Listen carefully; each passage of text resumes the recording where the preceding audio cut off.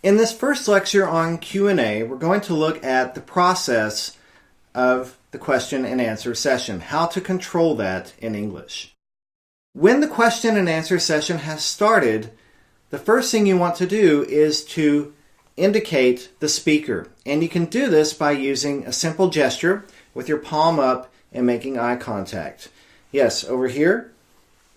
Yes, go ahead. And please be sure not to point, as this is seen as offensive in most cultures. Simply gesture to the person, palm up. Yes, go ahead. Yes, over here. And then that will signal to the speaker that they can start asking you their question. After they've asked a question, you may need to clarify. This step is optional.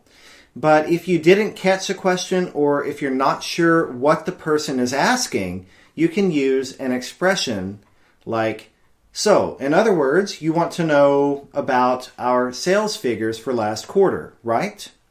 Or, are you asking about our hiring practices?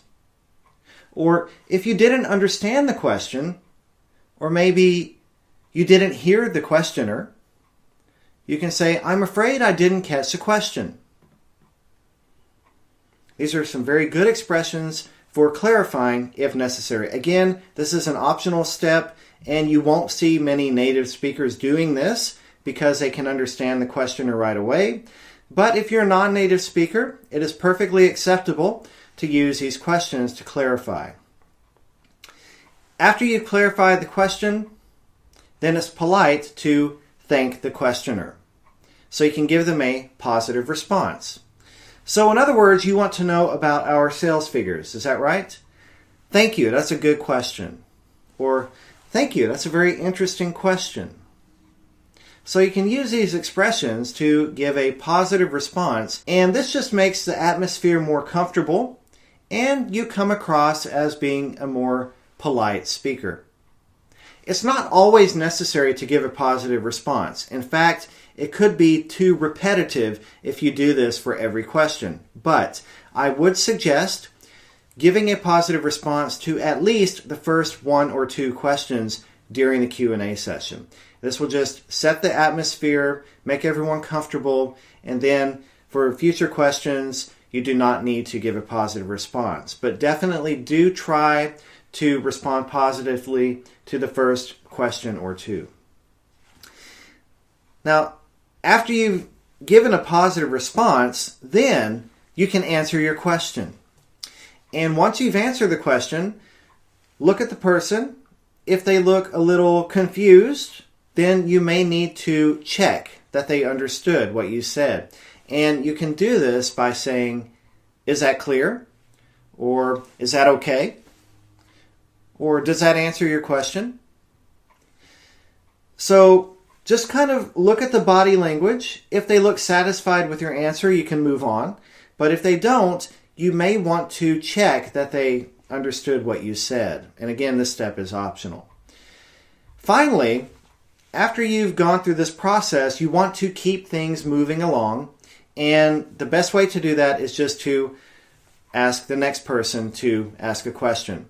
So in this case, you can say, any other questions? And then begin the process again. And in many cases, you won't need to ask this because people will already have their hands up. But you may want to. If no one else has their hand up, it's polite to say, any other questions? Or are there any other questions? To keep things moving.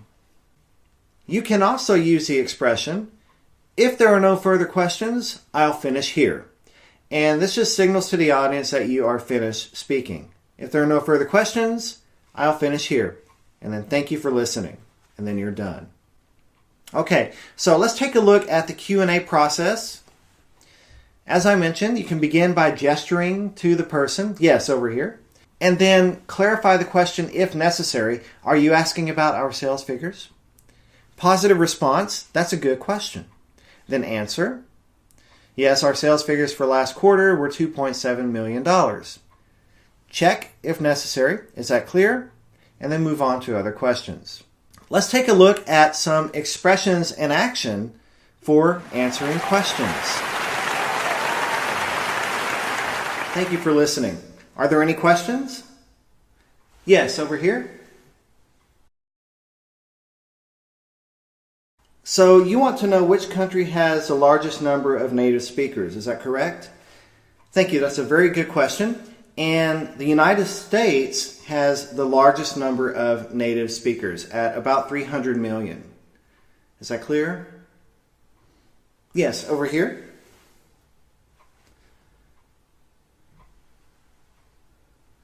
So in other words, you want to know how many non-native speakers there were 100 years ago, around 1900?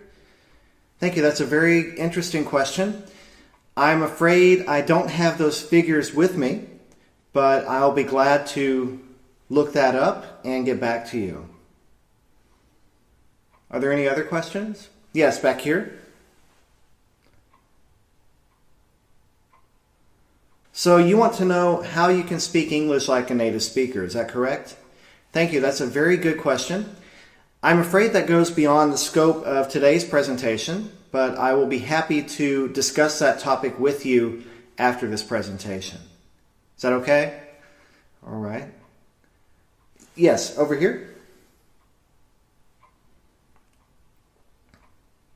So in other words, you want to know if I think English is going to become more widespread than Mandarin Chinese, right? Thank you for that interesting question. I'm afraid I can't answer that, but I will be happy to look it up and get back to you by email. Is that okay? All right. Any other questions? If there are no further questions, I'll finish there. Thank you for listening. So in this lecture, we looked at the Q&A process. And remember that you're going to start off by indicating the speaker, clarifying the question if necessary, positive response, answer, check if necessary, and then next question.